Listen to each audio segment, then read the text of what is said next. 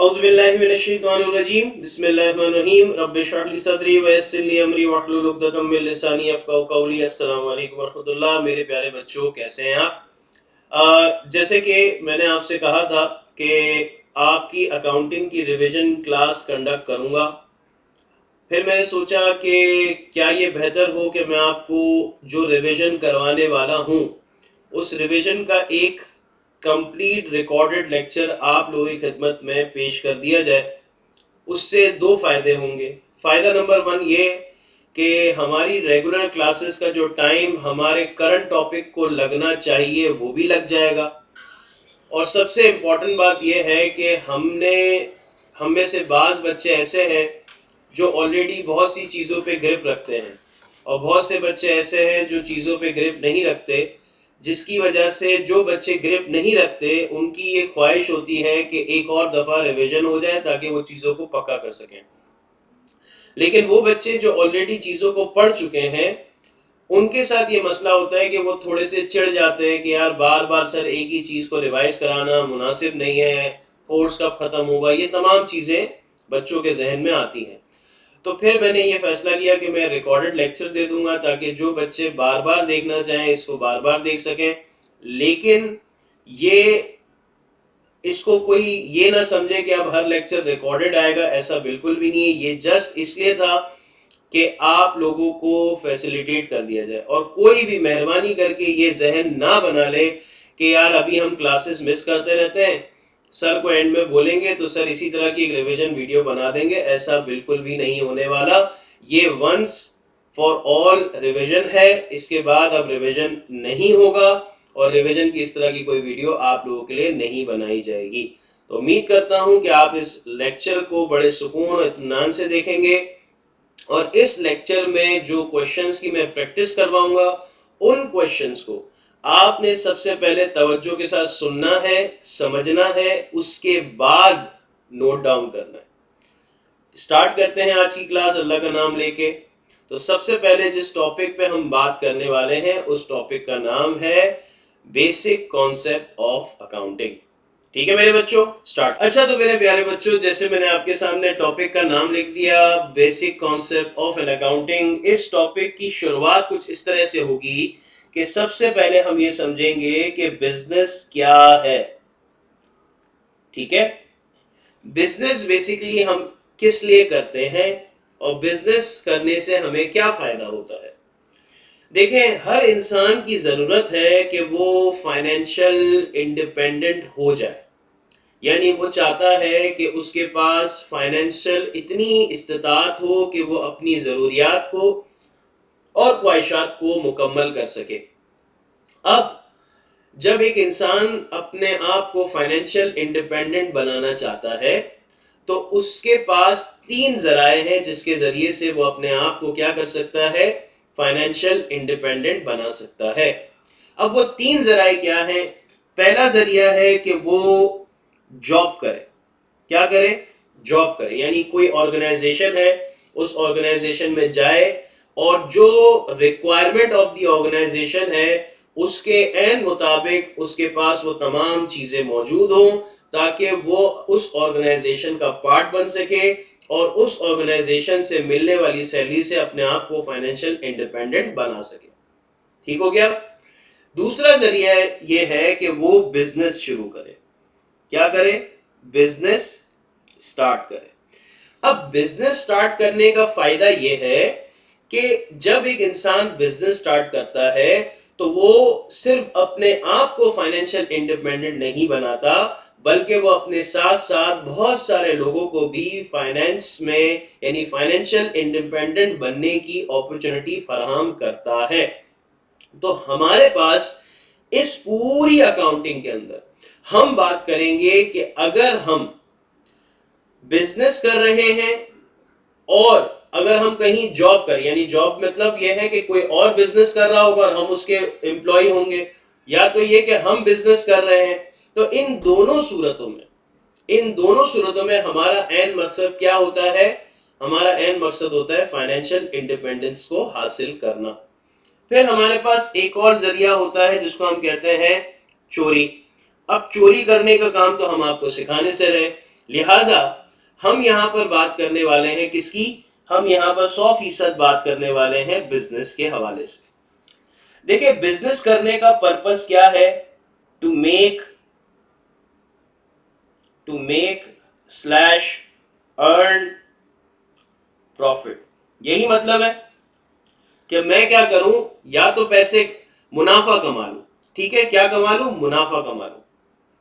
अब सवाल ये आता है कि मैं मुनाफा कैसे कमाऊं, यानी अगर मैं इस बात को कहूं तो इस लाइन को जब मैंने लिखा कि बिजनेस हम क्यों करते हैं? प्रॉफिट अर्निंग करने के लिए। अब जब मैंने ये बात लिखी तो इसी बात से एक सवाल पैदा हुआ, हाउ टू मेक प्रॉफिट। हम प्रॉफिट कैसे कमा सकते हैं? ठीक है, अब इसके जवाब में मैं आपको क्या कहने वाला हूं कि बिजनेस में अगर आपको प्रॉफिट अर्न करना है, प्रॉफिट कमाना है, तो आपको क्या करनी पड़ेगी? Business activity. क्या करनी पड़ेगी? Business activity. बिजनेस एक्टिविटी का मतलब है कि आप फॉर एग्जाम्पल खरीदो फरोख्त करके कमा सकते हैं। फॉर एग्जाम्पल ये एक कनेक्टर है और मेरा कारोबार है कंप्यूटर में एक्सेसरीज को बेचना। तो मैं क्या करूंगा? मार्केट में जो होलसेलर हैं, जो मैन्युफैक्चरर हैं, उनसे इस तरह की तमाम प्रोडक्ट को खरीदना, जैसे कनेक्टर हो गया, माउस हो गया, कीबोर्ड हो गया, जो भी चीजें हम कंप्यूटर की हार्डवेयर में इस्तेमाल करते हैं, उन तमाम चीजों को होलसेलर या फिर मैन्युफैक्चरर से खरीदना और फिर क्या करना? उसे सेल आउट करना। ठीक है, इस चीज को हम क्या कहते हैं? इस चीज को हम कहते हैं बिजनेस एक्टिविटी। तो मैं यहां पर अगर ये लिख दूं कि मैं यहां पर क्या करता हूं, मैं यहां पर गुड्स या फिर सर्विस, गुड्स या फिर सर्विस को खरीदता हूं। खरीदने को हम क्या नाम देते हैं? परचेज करना, या फिर हम नाम देते हैं कि हमने सप्लायर से चीज परचेज की। यानी मैं इस बात को इस तरीके से कहूंगा कि अगर मैं किसी से गुड्स और सर्विसेज को परचेज कर रहा हूं, तो जिस इंसान से मैं परचेज करूंगा वो इंसान क्या कहलाएगा? वो इंसान मेरा सप्लायर कहलाएगा। वो क्या कहलाएगा? वो इंसान मेरा सप्लायर कहलाएगा। ठीक हो गई बात? अब मैं जिस इंसान को गुड्स या सर्विस सेल कर रहा हूं, वो इंसान क्या कहलाएगा? वो इंसान कहलाएगा कस्टमर। वो इंसान क्या कहलाएगा? कस्टमर कहलाएगा। यानी जिसको मैं बेच रहा हूं, जिसको मैं चीज बेच रहा हूं, वो क्या कहलाएगा? कस्टमर कहलाएगा। ये होती है बिजनेस एक्टिविटी। बिजनेस एक्टिविटी को एक बार फिर दोहराएं मेरे साथ। जब आप किसी से चीज खरीदेंगे, जिससे चीज खरीद रहे हैं उसे हम क्या नाम देते हैं? यहां पर सप्लायर का। और जिसे हम चीज बेच रहे हैं उसको हम क्या नाम देते हैं? कस्टमर का। ये खरीदो फरोख्त को हम कहते हैं बिजनेस एक्टिविटी। और इस बिजनेस एक्टिविटी का एक और नाम भी है, यानी बिजनेस एक्टिविटी को एक और नाम से भी बुलाया जाता है मेरे प्यारे बच्चों, जिसको कहते हैं बिजनेस ट्रांजैक्शन। क्या कहते हैं? Business transaction. अब आप लोगों के सामने मैं बिजनेस ट्रांजैक्शन की एक छोटी सी डेफिनेशन लिखूंगा, फिर हम इस पे बात करेंगे। बिजनेस ट्रांजैक्शन के हवाले से हम ये कहते हैं, N exchange of goods and services, goods and services between two parties, between two parties because of earning profit, because of earning profit। यानी कि exchange of goods, exchange of goods and services हम क्यों करते हैं? ताकि हम profit कमा सकें। अब मेरी बात को बड़े गौर से सुनना, यहां पर दो टर्मिनोलॉजीज हैं। एक टर्मिनोलॉजी है गुड्स की और एक टर्मिनोलॉजी है सर्विस की। तो अब ये जो बात है ये मैं आपको एक एग्जाम्पल से समझा देता हूं। एग्जाम्पल ये है मेरे प्यारे बच्चों कि फॉर एग्जाम्पल ये आप है। अच्छा, इसका नाम दे देते हैं। इसका हमने नाम दे दिया अली। अली, ठीक है। और हमने इसका नाम दे दिया अहमद। क्या नाम दे दिया? अहमद नाम दे दिया। अब अहमद कौन है? सप्लायर है। अहमद कौन है? सप्लायर है, ठीक है। और अली कौन है? कस्टमर है। सप्लायर कौन होता है? जिससे गुड्स खरीदी जाती हैं। सप्लायर कौन होता है? जिससे गुड्स खरीदी जाती है। कस्टमर कौन होता है? जिससे गुड्स बेची जाती हैं। क्लियर है यहां तक? अली ने कहा अहमद को कि भाई एक काम करें, मुझे एक रजिस्टर दे दें। क्या दे दें? रजिस्टर दे दें। ठीक हो गया। तो अहमद ने कहा कि जो आप रजिस्टर मांग रहे हो इसकी प्राइस है 300 रुपए। कितनी है? 300 रुपए। तो अली ने कहा कोई बात नहीं, मेरे पास 300 रुपए मौजूद हैं, आप ये रजिस्टर को थैली में यानी शॉपिंग बैग में डालें और मुझे दे दें, मैं आपको ये 300 रुपए दे देता हूं। तो मिस्टर अली ने क्या किया, ये 300 रुपए किसे दे दिए? अहमद को दे दिए। और अहमद भाई साहब ने क्या किया, ये जो रजिस्टर था ये किसको दे दिया? ये रजिस्टर दे दिया, अल्लाह आपको नेकी दे, अली को। अब ये जो पूरा सिनेरियो आपने देखा, इस पूरे सिनेरियो में हो क्या रहा है? बेसिकली इस पूरे के पूरे सिनेरियो में ये हो रहा है exchange of goods. Exchange of goods हो रही है। क्या हो रही है? Exchange of goods. Ahmad goods दे रहा है किसे? अली को। और अली इस गुड्स के बदले में क्या दे रहा है? पैसे दे रहा है। ठीक हो गई बात? अब आप लोगों को इस बात पे फिक्र होगी कि यार गुड्स किसे कहते हैं, उसके बारे में भी थोड़ी देर में आप लोगों को मैं बताने वाला हूं। लेकिन मैंने आपको सबसे पहले क्या किया, ये जो बिजनेस ट्रांजैक्शन का एग्जाम्पल मैंने आपको समझाया कि बिजनेस ट्रांजैक्शन की जो मैंने डेफिनेशन लिखी है इसकी मैंने एग्जाम्पल देके आपको ये बात समझे कि दो लोग जब आपस में गुड्स को या सर्विस को, अब आप लोगों को ख्याल आ रहा होगा कि सर इसमें तो आपने गुड्स की एग्जाम्पल दे दी, काइंडली आप हमें एक सर्विस की एग्जाम्पल भी दे दें। आओ दे देता हूं मैं आपको। ये है अली और ये है अहमद। ठीक हो गया? अली कौन है? कस्टमर है। और अहमद कौन है? सप्लायर। ठीक हो गई बात? अली ने कहा अहमद से, यार देखो मेरी बाइक खराब हो गई है, क्या आप मेरी बाइक रिपेयर कर सकते हो? अब ये रिपेयर की जो स्किल है ये किसके पास मौजूद है? ये हमारे अहमद भाई के पास मौजूद है। यानी अब अहमद भाई कोई गुड्स नहीं बेच रहे, अब अहमद भाई क्या कर रहे हैं? अपनी सर्विस बेच रहे हैं। यानी जो उनके पास स्किल है वो स्किल क्या है? बाइक रिपेयर करने की। अब ये जो सर्विस दे रहे हैं ये सर्विस का देना अहमद भाई को सप्लायर बनाएगा और इस सर्विस का रिसीव करना अली भाई को क्या बनाएगा? कस्टमर बनाएगा। तो यहां पर अली भाई ने पूछा अहमद से कि यार मुझे अपनी बाइक सर्विस करानी है। तो जिसपे अहमद भाई ने कहा कि भाई देखें बात सारी ये है कि मैं आपकी बाइक सर्विस कर दूंगा लेकिन मैं आपसे 1000 रुपए चार्ज करूंगा। तो अली ने कहा कोई मसला नहीं, ये मेरे पास 1000 रुपए मौजूद है, ये आप मेरे पास रखें, यानी आप अपने पास ये 1000 रुपए लें और आप मेरी बाइक को सर्विस कर दें। तो मैंने आपको एक और एग्जाम्पल के तवज्जुद से ये सिखाया कि जब कभी आप गुड्स को एक्सचेंज करें या सर्विस को एक्सचेंज करें और पीछे मकसद क्या हो? प्रॉफिट का कमाना। यानी जो आपको कोई चीज बेच रहा है या जो आपको कोई सर्विस बेच रहा है उस इंसान के उस गुड्स और सर्विस को बेचने के पीछे की जो नीयत है वो कमाना है। वो क्या है? वो कमाना है। तो वो इंसान क्या कर रहा है, जो गुड्स को बेच रहा है या सर्विस को बेच रहा है, वो बिजनेस कर रहा है।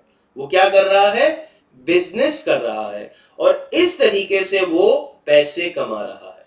किस तरीके से, या तो वो कभी रजिस्टर बेचता है, तो रजिस्टर क्या है, गुड्स है, और या तो फिर वो बाइक रिपेयरिंग का काम करके पैसे कमा रहा है, तो वो क्या है, सर्विस है। अब आप में से बहुत से प्यारे बच्चों को ये बात का अंदाजा हो गया होगा कि बिजनेस ट्रांजैक्शन क्या है, लेकिन कुछ बच्चों के जहन में अब भी एक बात होगी कि सर गुड्स किसे कहते हैं, गुड्स किसे कहते हैं। अब मेरी बात बड़े गौर से सुनिएगा आप लोग। ये गुड्स की जो टर्मिनोलॉजी है, ये हम तब यूज करते हैं जब हम एक ऐसी चीज को बेच रहे हो या खरीद रहे हो। सुनिएगा बड़े गौर से, गुड्स की टर्मिनोलॉजी का इस्तेमाल हम तब करते हैं जब हम किसी ऐसी चीज को बेच रहे हो या ऐसी चीज को खरीद रहे हो जिसका हम कारोबार करते हैं। फॉर एग्जाम्पल मेरी बात सुनना, यहां पर जो अहमद है, फॉर एग्जाम्पल उनका अपना एक बुक स्टॉल है, यानी जिसे हम कहते हैं स्टेशनरी शॉप है, स्टेशनरी शॉप है। ठीक हो गई बात। अब बात बड़े गौर से सुनना, अहमद क्या बेच रहे होंगे, अहमद क्या बेच रहे होंगे, अहमद सिर्फ क्या बेचेंगे, पेंसिल हो गई, रबड़ हो गया, स्केल है, शार्पनर है, यानी वो तमाम चीजें जो स्टेशनरी के डोमेन में आती है। यानी स्टेशनरी शॉप तो आप तमाम लोगों ने देखी होगी, तो स्टेशनरी शॉप में जितनी भी चीजें अहमद भाई साहब बेच रहे हैं, तो जाहिर सी बात है वो कहीं ना कहीं से खरीद भी रहे होंगे मार्केट से जाके। तो जो चीज स्टेशनरी शॉप में वो खरीद रहे हैं और बेच रहे हैं, उसको हम क्या कहते हैं, ये वो चीजें हैं जिनका अहमद भाई कारोबार कर रहे हैं। और जिन चीजों का कारोबार किया जाता है, उन चीजों को हम क्या कहते हैं, गुड्स कहते हैं। यानी ऐसी, फॉर एग्जाम्पल ये अगर मेरी शॉप है और उस शॉप पे मैं क्या करता हूं, कंप्यूटर की एसेसरीज बेचता हूं, तो जाहिर सी बात है ये मैंने कहीं से खरीदा होगा, ये मैंने किसी से खरीदा, जिससे खरीदा वो कौन था, सप्लायर, और जिसे मैंने बेचा वो कौन है, कस्टमर है। तो ये चीज मेरे लिए क्या कहलाएगी, गुड्स कहलाएगी। क्या कहलाएगी, गुड्स कहलाएगी। इसके और भी बहुत से नाम है। क्या नाम है, गुड्स को और भी नामों से बुलाया जाता है। पहला नाम इसका है इन्वेंट्री, पहला नाम क्या है इसका, इन्वेंट्री। दूसरा नाम है इसका मर्चेंडाइज। पहला नाम क्या है, इन्वेंट्री, दूसरा नाम क्या है, मर्चेंडाइज। बात समझ आ गई आपको। अब मेरी बात सुनिएगा, अब वापस से हम इस डेफिनेशन पे जाते हैं। अब वापस से आप पढ़ो, एन एक्सचेंज ऑफ गुड्स, यानी ऐसी चीज की खरीदो फरोख्त जिसका हम कारोबार कर रहे हो, ऐसी चीज की खरीदो फरोख्त जिसका हम कारोबार कर रहे हो, उससे कमाए हुए पैसों को हम, इस पूरे निजाम को हम क्या कहते हैं, बिजनेस ट्रांजैक्शन। मैं किसी चीज को खरीद रहा हूं और बेच रहा हूं, और मैं कारोबार भी उस चीज का कर रहा हूं, जैसे मैंने इसकी एग्जांपल दी।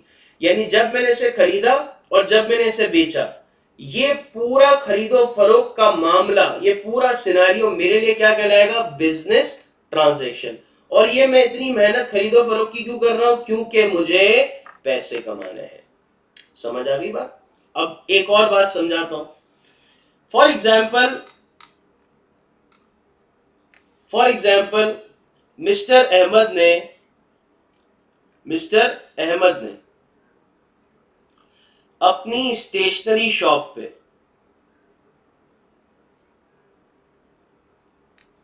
एक लैपटॉप मंगवाया। उन्होंने कहा कि भाई आजकल कंप्यूटराइज्ड दौर है, मैं अपने पास किताबी खाते मेंटेन नहीं करता, मैं लैपटॉप पे काम करता हूं। मुझे अब आपसे सवाल पूछना है, क्या अहमद लैपटॉप का कारोबार करता है, नहीं ना। तो अहमद के लिए ये लैपटॉप गुड्स नहीं कहलाएगा। ठीक हो गई बात, क्योंकि अहमद लैपटॉप का कारोबार नहीं करता। अहमद किसका कारोबार करता है, स्टेशनरी का कारोबार करता है। एक और एग्जाम्पल देता हूं।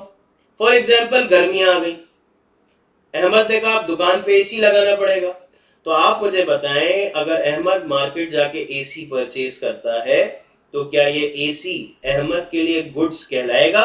बिल्कुल भी नहीं कहलाएगा। क्यों? क्योंकि अहमद एसी का कारोबार नहीं करता। एक और एग्जांपल ले लें। अहमद ने कहा यार मेरे पास बैठने के लिए चेयर नहीं है। तो अब अहमद अगर मार्केट से जाके चेयर खरीदता है तो आपसे सवाल है कि अहमद ने चेयर का कारोबार शुरू कर दिया है? बिल्कुल नहीं।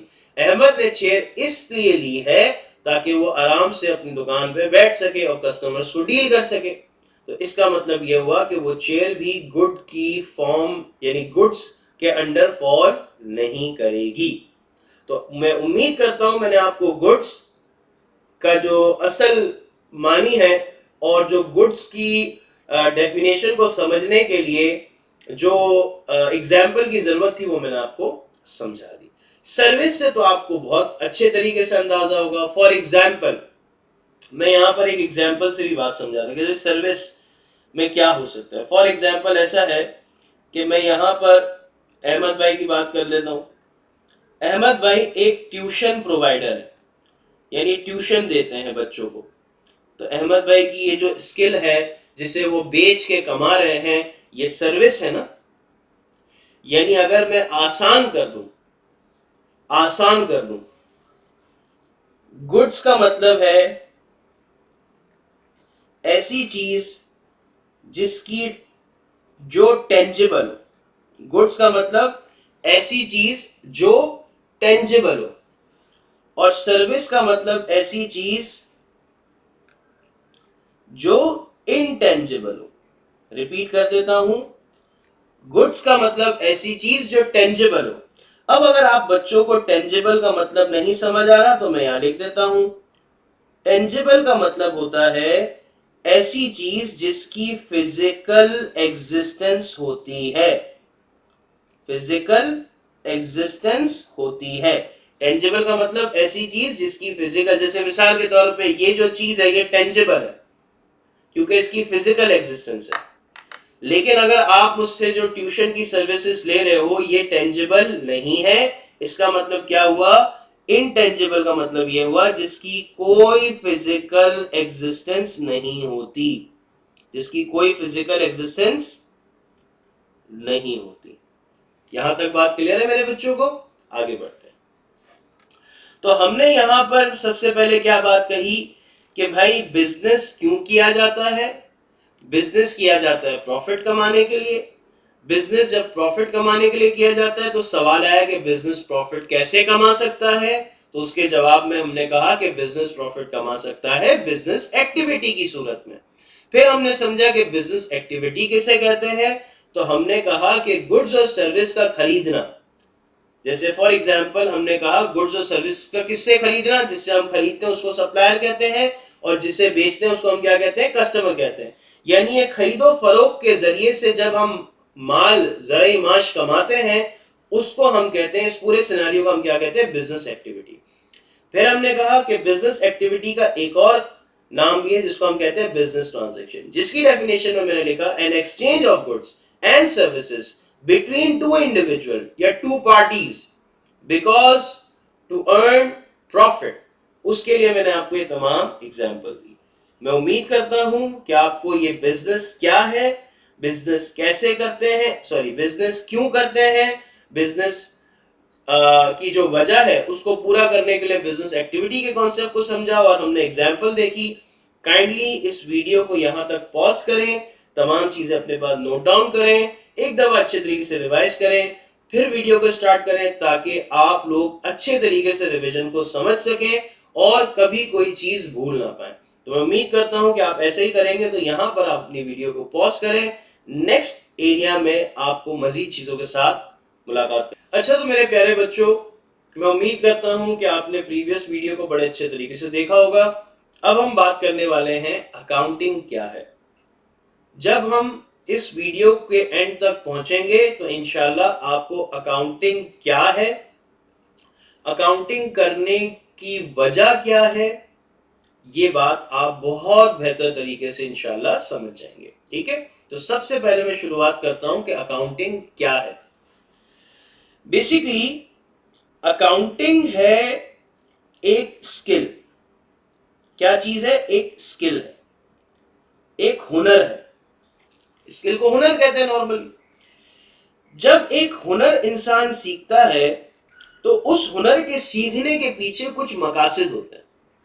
फॉर एग्जाम्पल, डिजिटल मार्केटिंग की स्किल का सीखना, उसके पीछे एक इंसान के क्या मकासद हो सकते हैं कि वो अपनी प्रोडक्ट को अच्छे तरीके से सेल करे, वो लोगों की प्रोडक्ट को अच्छे तरीके से सेल करे। यानी ये स्किल सीखने का मकसद है, और अपनी प्रोडक्ट को सेल करके भी पैसे कमाना है, दूसरे की प्रोडक्ट को भी सेल करके पैसे कमाना है। अगर कोई इंसान सीखता है फॉर एग्जाम्पल कुकिंग की स्किल्स, तो उसका मकसद क्या होता है कि वो या तो अपना रेस्टोरेंट बनाए, या फिर किसी रेस्टोरेंट में जाके अपनी इस स्किल को सर्व करके पैसे कमाए। तो इसी तरीके से अकाउंटिंग भी एक स्किल है जिसे सीखना होता है। अब इसे सीखने के पीछे के मकासद क्या है वो आपको मैं यहां बताता हूं। अकाउंटिंग की स्किल को सीखने के पीछे के चार मकासद हैं। कितने मकासद हैं? चार। Number one, identification. Number one, identification. Number two, classification. Number two, classification. Number three, summarization. Number three, summarization. And number four, recording. Number four, recording. अभी इस बहस में और इस टेंशन में मुब्तला ना हो कि आइडेंटिफिकेशन किसे कहते हैं, क्लासिफिकेशन किसे कहते हैं, समराइजेशन से क्या मुराद है, रिकॉर्डिंग करने का तरीकेकार क्या होता है। मैं अभी आपसे गुजारिश करूंगा कि इस चीज पे अपने जहन को वेस्ट मत करें। जब वक्त आएगा तब चीजें खुद क्लियर हो जाएंगी, लेकिन तब तक आप क्या करें, जो मैं कह रहा हूं सिर्फ उसी को समझें। सबसे पहली चीज मैंने क्या कहा, अकाउंटिंग क्या है? एक स्किल। ठीक है, इस स्किल को सीखने के चार मकसद हैं। पहला, आइडेंटिफिकेशन। दूसरा, क्लासिफिकेशन। तीसरा, समराइजेशन। चौथा, चौथा रिकॉर्डिंग। ये तमाम चीजें मैं सीख क्यों रहा हूं?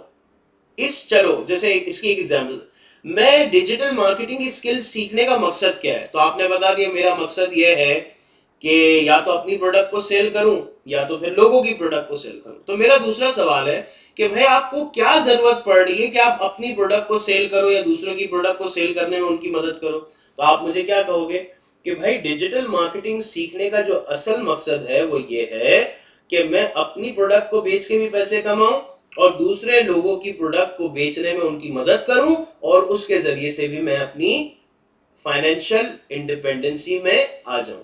यानी असल मकसद क्या है?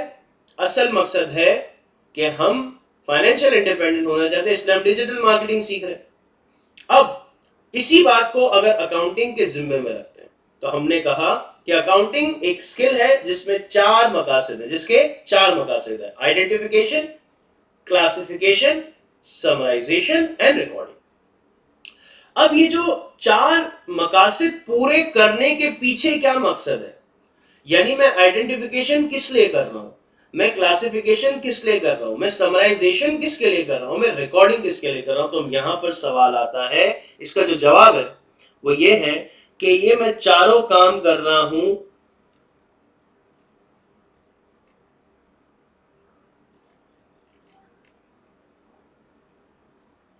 बिजनेस ट्रांजैक्शन के लिए। किसके लिए? बिजनेस ट्रांजैक्शन के लिए। यानी अब मैं इस बात को एक और अंदाज से कहूंगा, अकाउंटिंग एक स्किल है जिसके चार मकसद है। पहला मकसद बिजनेस ट्रांजैक्शन को आइडेंटिफाई करना, दूसरा मकसद बिजनेस ट्रांजैक्शन को क्लासिफाई करना, तीसरा मकसद बिजनेस ट्रांजैक्शन को समराइज करना, और चौथा मकसद बिजनेस ट्रांजैक्शन को रिकॉर्ड करना। ठीक हो गई बात? अब आपका ये सवाल जायज होगा कि सर हमने ये बात तो समझ ली कि भाई अकाउंटिंग क्या है, जरा आप ये भी बताएं कि हमें अकाउंटिंग सीखनी क्यों है? Why do we need to learn accounting? तो अकाउंटिंग सीखने का जो पर्पस है वो ये है, जो एक ही पर्पस है जो सब पे भारी है, यानी इसी पर्पस के अंडर सारे पर्पस है, और वो ये है ट्रांसपेरेंसी। ट्रांसपेरेंसी ट्रांसपेरेंसी का मतलब क्या होता है? साफ शफाफ काम, ऐसा काम जिसके पीछे कोई बदगुमानी ना हो, ऐसा काम जिसके पीछे डाउट ना हो, ऐसा काम जिसके पीछे कोई फ्रॉड ना हो, क्रिस्टल क्लियर काम जिसे हम ट्रांसपेरेंसी कहते हैं। यानी कि मैं अगर बिजनेस, इसकी एक छोटी सी एग्जांपल से मैं आपको ये बात समझाता हूं। अब मेरी बात आप सुनिएगा। एग्जाम्पल है, सुनना बड़े गौर से, और इस एग्जाम्पल का ताल्लुक पिछली किसी एग्जाम्पल से नहीं, ये इसी एरिया को समझाने के लिए बनाई गई है। मिस्टर अहमद ने एक बिजनेस स्टार्ट किया था। उस बिजनेस में उनको प्रॉफिट हुआ 1 लाख रुपए का। कितने का? 1 लाख रुपए का प्रॉफिट हुआ। मिस्टर अहमद ने बिजनेस स्टार्ट किया जिसमें उनको 1 लाख रुपए का प्रॉफिट हुआ। अब इस 1 लाख रुपए के प्रॉफिट पे सबसे पहला हक किसका है? सबसे पहला हक है गवर्नमेंट का। किसका है? गवर्नमेंट का। यानी गवर्नमेंट का एक इंसान आएगा और उससे कहेगा, किसे कहेगा? अहमद को। यानी कि यहां पर अहमद के पास कौन आया? फॉर एग्जाम्पल अवेश आया। अवेश आके कहता है कि आपके बिजनेस ने इस साल 1 लाख रुपए का प्रॉफिट कमाया, जिसपे हमें क्या करो? हिस्सा दो। उस हिस्से को हम क्या नाम देते हैं? उस हिस्से को हम नाम देते हैं टैक्स। यानी इस 1 लाख रुपए जो आपने कमाए उसमें आप क्या करो? हमें टैक्स दो। ठीक हो गई बात? कितना टैक्स देना है? एग्जाम्पल के तौर पे, बिल्कुल एग्जाम्पल के तौर पे हमने कहा 20,000 रुपए। यानी कि अहमद ने कहा कि आपके अकॉर्डिंग जो मैंने 1 लाख रुपए कमाया है उसमें मैं 20,000 रुपए आपको दे दूं, तो यानी 80,000 रुपए मेरा हक होगा। तो टैक्स वालों ने कहा हाँ बिल्कुल ऐसा ही है अहमद, बिल्कुल सही समझे आप। अहमद ने यहां कहा कि सर बात सर ये है कि इस साल तो मैंने 1 लाख रुपए तो क्या 10,000 रुपए का भी प्रॉफिट नहीं कमाया। यानी फौरन से अहमद ने बात झुटला दी टैक्स वाले की। टैक्स वाले ने कहा कि भाई आप जरा ये साबित करो कि आप किस बिना पे ये कह रहे हो कि आपके पास इस साल 10,000 का भी प्रॉफिट नहीं हुआ। तो अहमद ने कहा मेरे पास तो कोई सबूत है नहीं। तो फिर टैक्स वाले ने कहा कि भाई जब आपके पास कोई सबूत नहीं है तो हम आपकी बात को कैसे मान लें? तो अहमद ने कहा यार मैं ओनर हूं, मैं आपसे बात कर रहा हूं, मैं झूठ थोड़ी बोलूंगा। तो टैक्स वाले ने कहा ऐसा बिल्कुल नहीं होता। बहरहाल बहुत सी बहस हुई, बहुत दफा बहस हुई, बहुत देर तक बहस हुई, जिसमें एंड पे ये फैसला हुआ, कि टैक्स वाले ने कहा कि अब से आप बिजनेस में होने वाली तमाम ट्रांजैक्शन को रिकॉर्ड करोगे। सुनना, टैक्स वाले ने क्या कहा? तमाम बहस मुबाहिसा हो गया, अब फैसला होने वाला। टैक्स वाले ने कहा कि भाई देखे अहमद, हम चलो इस दफा आपकी बात मान लेते हैं, और आप कह रहे हैं ना कि 10,000 रुपए का भी प्रॉफिट नहीं हुआ, ठीक है हमने मान ली बात। लेकिन आइंदा के लिए आपने ये करना है कि आपने बिजनेस में होने वाली जितनी भी ट्रांजैक्शन आप करते हो उन तमाम ट्रांजैक्शन को रिकॉर्ड करना है। तो अहमद ने कहा ठीक है सर मैं ऐसा कर लूंगा। लेकिन अहमद ने साथ में एक और सवाल भी पूछा कि सर आपने मुझे ये बात तो बता दी कि अब से आइंदा सालों के लिए मैं क्या करूंगा? इन बिजनेस ट्रांजैक्शन को रिकॉर्ड करूंगा। लेकिन क्या आप मुझे ये बता सकते हैं कि कैसे रिकॉर्ड करनी है? क्योंकि आपको कैसे यकीन आएगा, आपको यानी टैक्स अथॉरिटी वालों का अहमद ने क्या कहा, आपको कैसे यकीन आएगा कि ये जो रिकॉर्डिंग मैंने की है ये भी सही है? कैसे यकीन आएगा ना, जाहिर सी बात है। तो टैक्स वालों ने कहा कि आपको एक स्किल सीखनी पड़ेगी। क्या सीखनी पड़ेगी? आपको एक स्किल सीखनी पड़ेगी जिसका नाम है अकाउंटिंग। जब आप वो स्किल सीख लोगे उसके जरिए से आपको आइडेंटिफिकेशन भी करना आ जाएगा बिजनेस ट्रांजैक्शन को, क्लासिफाई भी करना आ जाएगा बिजनेस ट्रांजैक्शन को, समराइज भी करना आ जाएगा बिजनेस ट्रांजैक्शन को, और रिकॉर्ड भी करना आ जाएगा बिजनेस ट्रांजैक्शन को। यानी कि जब आप ये स्किल सीखोगे और एन इस स्किल के मुताबिक सारे काम करोगे तो फिर हमारा यकीन होगा जो भी आपने काम किया है, यानी फिर हम आप पे डाउट नहीं करेंगे। लेकिन जब तक आप ये स्किल नहीं सीखते तब तक हमें आप पे डाउट रहेगा कि आप हमसे कोई गलत बयानी तो नहीं कर रहे। तो फिर जाके अहमद ने कहा ठीक है कि अगर आपको ऐसा लगता है कि मैं आपसे गलत बयानी कर रहा हूं तो मैं आपके कहने पे अकाउंटिंग की स्किल को सीखूंगा और मैं एन उसी मुताबिक काम करूंगा जो वो स्किल मुझे सिखाएगी, ताकि जो मेरा काम मैं आपके सामने फिर अगले साल प्रेजेंट करूं उसको देखते हुए आपको ये यकीन आ जाए कि मैंने जो काम किया बिल्कुल 100% दुरुस्त है। तो मेरे प्यारे बच्चों, मैंने आपको ये बताया कि अकाउंटिंग क्या है और अकाउंटिंग करने की क्या वजह है। अब आप यहां पर वीडियो को करेंगे पॉज। वीडियो को पॉज करने के बाद अब आपने इस तमाम चीजों को थोड़ा सा गो थ्रू करना है, अंडरस्टैंड करना है, और अंडरस्टैंड करने के बाद आगे बढ़ना है, जिसमें मैं आपको ये बताऊंगा, मैं आगे आपको ये बताने वाला हूं how to identify business transaction. ठीक है जी, तो जरा जल्दी से इत्मीनान से सुकून के साथ जो अभी मैंने पढ़ाया उसे आप रिवाइज करके। अच्छा, तो मेरे प्यारे बच्चों, आपने अकाउंटिंग क्या है समझ लिया, अकाउंटिंग क्यों करते हैं, क्या जरूरत है वो भी समझ लिया अल्हम्दुलिल्लाह। अब हम बात करेंगे कि हम कैसे बिजनेस ट्रांजैक्शन को आइडेंटिफाई कर सकते हैं। बड़े गौर से तवज्जो आपकी यहां होनी चाहिए। बिजनेस ट्रांजैक्शन को आइडेंटिफाई करने से पहले आपको कुछ टर्मिनोलॉजीज को समझना बहुत जरूरी है, जिसमें से जो इंपॉर्टेंट टर्मिनोलॉजीज है मैं उनके बारे में यहां लिख रहा हूं। एक है एसेट, एक है लायबिलिटी, एक है कैपिटल, एक है रेवेन्यू और एक है एक्सपेंस।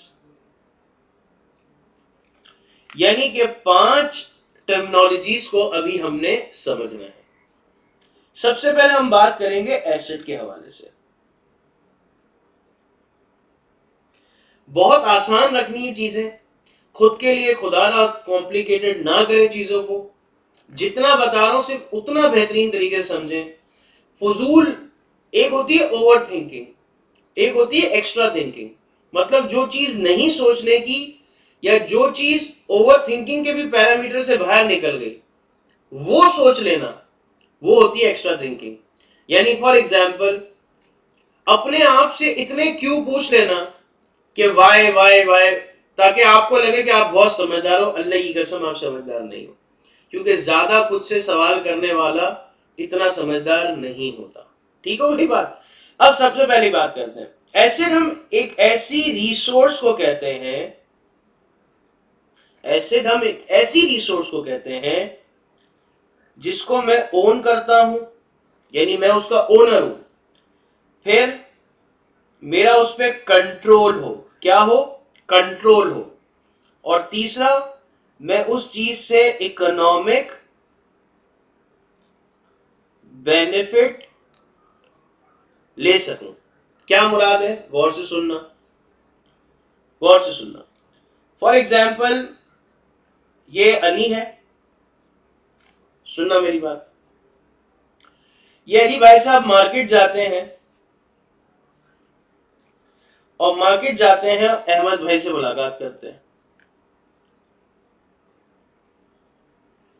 अली जाके अहमद भाई को कहते हैं ऐसा है कि मुझे कीबोर्ड चाहिए।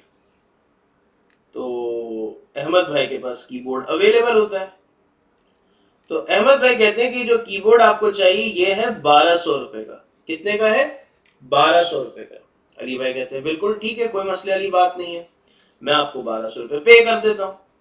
तो अली भाई ने क्या किया, 1200 रुपए दिए इन्हें,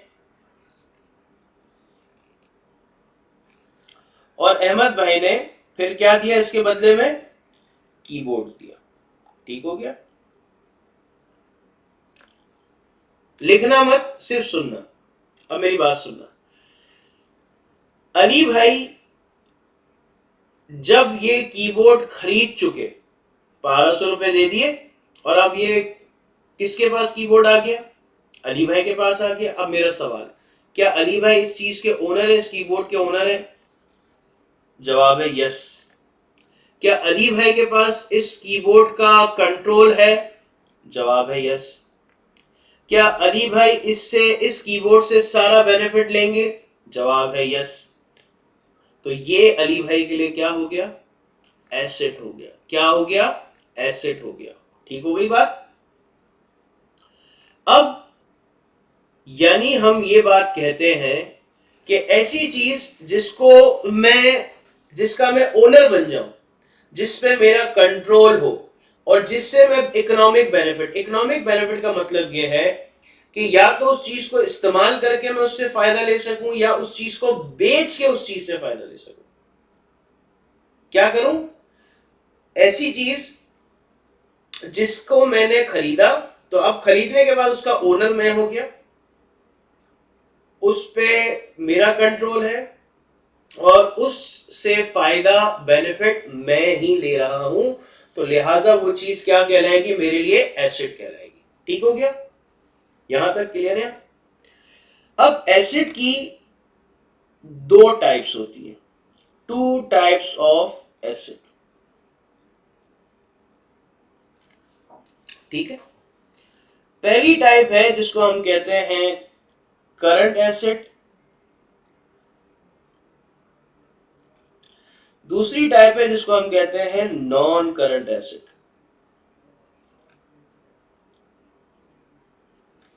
ठीक हो गया बेटा। अब करंट एसेट क्या है? करंट एसेट यह है कि एक ऐसी चीज जिसका फायदा, जिसका बेनिफिट मैं less than equals to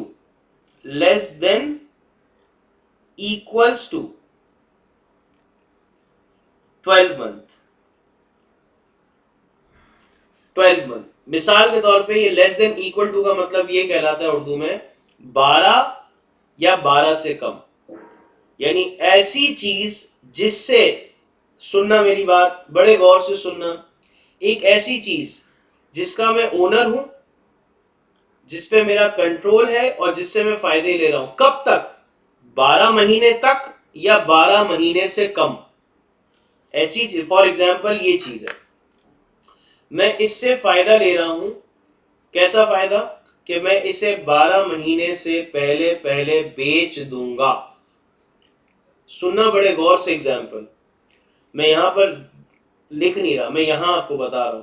for example मैं मार्केट जाता हूं, और मार्केट में एक सप्लायर है, मैं यहां पर आप लोगों को समझाने के लिए बना भी देता हूं।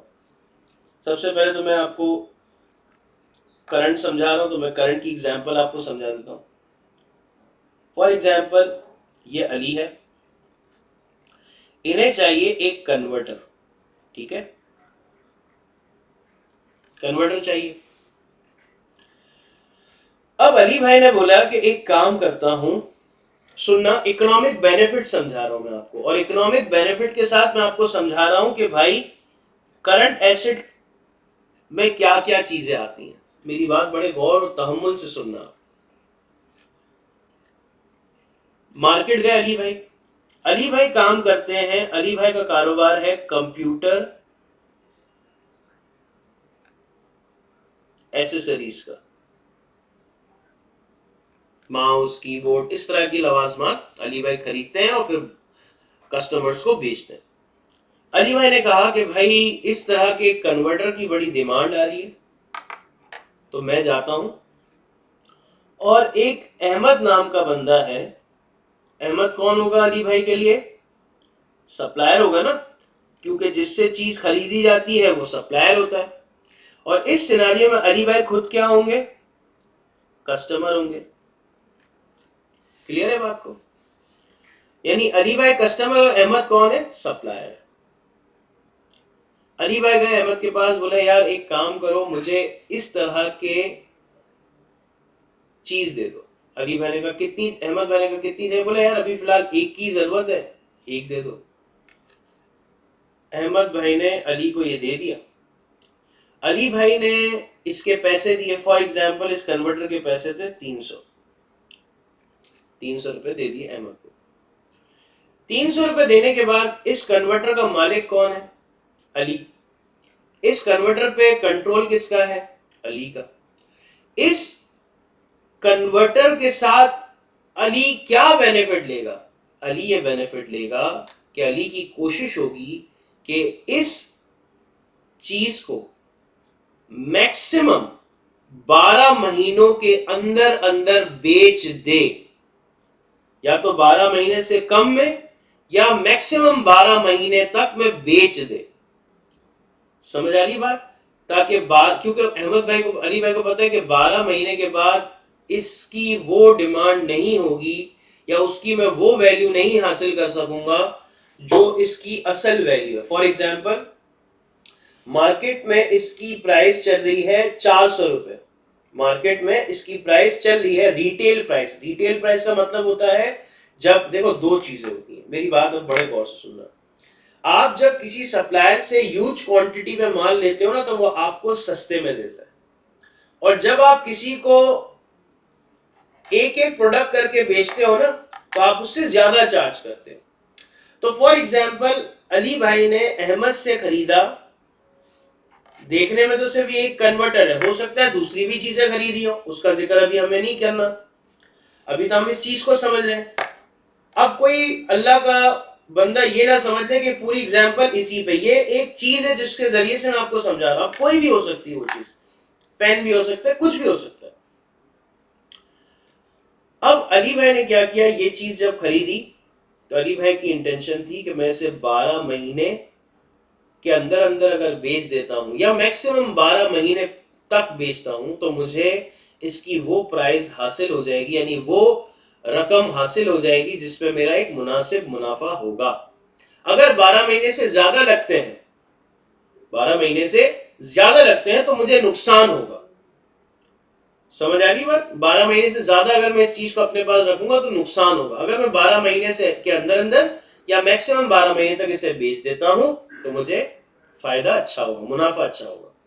यानी कि अली भाई के लिए ये चीज एसेट है, और किस टाइप ऑफ एसेट का पार्ट बन गई? करंट का। क्यों? क्योंकि अली भाई ने इसे अब ओन भी कर रहे हैं, इस पे कंट्रोल भी है, और अली भाई की ख्वाहिश ये है कि इससे सिर्फ या तो मैक्सिमम 12 महीने के अंदर अंदर या 12 महीने तक फायदा हासिल कर लिया जाए, क्योंकि इसके बाद ये एसेट मुझे उतना फायदा नहीं पहुंचाएगा जितना फायदा मैंने खुद के लिए सोच के रखा है। ठीक हो गई बात? तो करंट एसेट का मतलब समझ गए। अब आपको यह ख्याल आ रहा होगा कि करंट एसेट में क्या क्या आता है। तो अभी फिलहाल क्योंकि अभी हमारा स्टार्ट है, आहिस्ते आहिस्ते हम चीजों को कवर कर रहे हैं, तो अभी फिलहाल के लिए आप अपने जहनों में रखें कि अगर आपसे कोई पूछे कि भाई करंट एसेट में क्या क्या आता है, तो आपने नाम देना है कैश, बैंक, इन्वेंट्री और अकाउंट्स रिसीवेबल और अक्रूड इनकम और प्रीपेड एक्सपेंस। अब आप प्यारे बच्चों ने इनमें से किसी बात को समझने की अभी फिलहाल कोशिश नहीं करनी, क्योंकि मैं आपसे खुद कह रहा हूं अभी समझो मत। कुछ चीजें होती हैं जस्ट नॉलेज के लिए सुनना जरूरी होती है, कुछ चीजें होती हैं जिसे अंडरस्टैंड करना पड़ता है। तो ये जो मैंने अभी चीज अंडरलाइन की, इसे अभी सिर्फ सुन लो, अंडरस्टैंड करने का जब वक्त आएगा तब मैं आपको खुद बता दूंगा, अभी फिलहाल इसे समझने का वक्त नहीं है। ठीक हो गया? तो एसेट क्या है, और एसेट की दो टाइप में से एक टाइप हमने डिस्कस कर ली। अब हम दूसरी टाइप डिस्कस करते हैं जिसको हम कहते हैं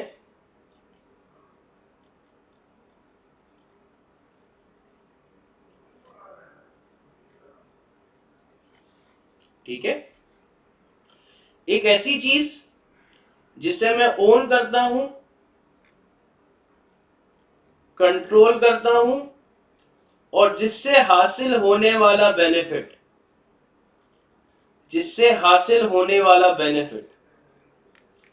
मुझे मोर देन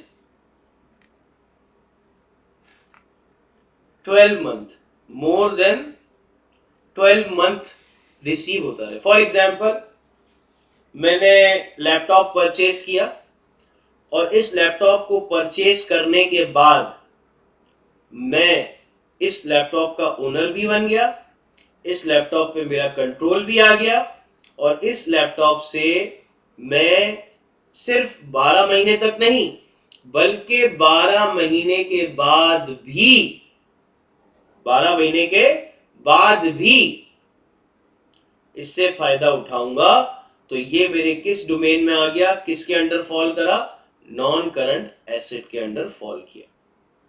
अब यहां पर एक छोटा सा सवाल एक बच्चा पूछ सकता है, सर आपने कहा आपने ये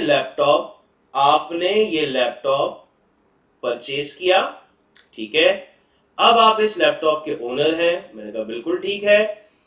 आप इस लैपटॉप पे कंट्रोल रखते हैं, मैंने कहा ये भी बात ठीक है। लेकिन सर अगर आप इस लैपटॉप का कारोबार कर रहे होते, अगर आप इस लैपटॉप का कारोबार कर रहे होते तो हो सकता है कि आप इसे मैक्सिमम 12 महीने या 12 महीने से कम वक्त में इसे बेचने की कोशिश करते। रिपीट कर रहा हूं, बड़े गौर से सुनना। सवाल क्या है एक बच्चे का कि सर आपने लैपटॉप तो खरीद लिया, आप इसके ओनर भी बन गए, आपके पास इसका कंट्रोल भी आ गया, लेकिन अगर आप ये लैपटॉप इसलिए खरीद रहे हैं कि आप इससे हासिल होने वाला जो बेनिफिट है वो लेस देन इक्वल टू 12 महीने, यानी कि आपका इससे बेनिफिट लेने का जो टाइम पीरियड है वो या तो मैक्सिमम 12 महीने होगा या इससे कम होगा, तो सर क्या अब भी इसे नॉन करंट एसेट का पार्ट बनाया जाएगा? तो मेरा जवाब है बिल्कुल नहीं। मेरा जवाब है बिल्कुल नहीं। अब इस बच्चे ने जो इस सवाल किया है उसका जवाब ये है, बड़े गौर और इत्मीनान से सुनना, क्योंकि अब यह रिकॉर्डेड है तो इसको मल्टीपल टाइम सुन सकते हो। मैं अब ये जो बच्चे ने सवाल किया इसको बड़ा डिटेल समझाने वाला, तो मैं बड़ी तवज्जो चाहूंगा आपकी। देखिए मेरे प्यारे बच्चों, अगर मैं किसी चीज को खरीद रहा हूं, अगर मैं किसी चीज को, ये देखना, सुनना मेरी बात, ये अली है, सुनो मेरी बात, बड़े गौर से सुनना। अगर आप समझना चाहते हो, ग्रिप हासिल करना चाहते हो, बड़े जबरदस्त तरीके से सुनना। मिस्टर अली मार्केट जाते हैं, एक जगह खरीदते हैं वॉच, घड़ी खरीदते हैं, और एक जगह खरीदते हैं लैपटॉप। सही है, मिस्टर अली जाते हैं मार्केट, एक जगह खरीदते हैं वॉच और एक जगह खरीदते हैं लैपटॉप। वॉच को खरीदते वक्त मिस्टर अली की इंटेंशन, क्या चीज, इंटेंशन क्या होती है कि वो इस घड़ी को 1 साल से ज्यादा तक इस्तेमाल करेगा और 1 साल से ज्यादा तक उसका फायदा हासिल करेगा।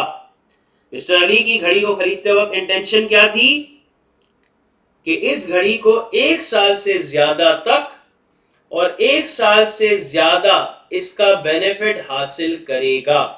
तो ये वॉच किसके अंडर फॉल करेगी? ये वॉच फॉल करेगी नॉन करंट एसेट पे। ये कौन से उस पे फॉल करेगी? नॉन करंट एसेट पे, क्योंकि इसके पीछे की इंटेंशन क्या है? 1 साल से ज्यादा अरसे तक इसका फायदा हासिल करना।